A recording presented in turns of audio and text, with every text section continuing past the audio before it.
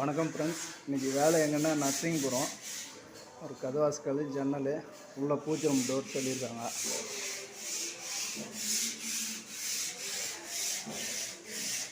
இவர் பேர் கோபால், 7 வருஷமாக செய்கிறாரு.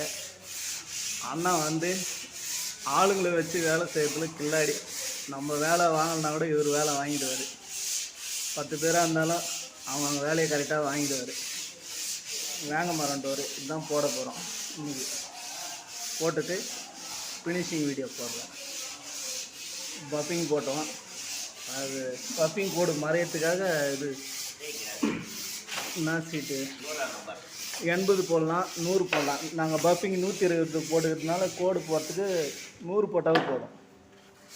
அதான் தேய்ச்சிருக்காரு. இதெல்லாம் பூ மிஷின் போடணும்.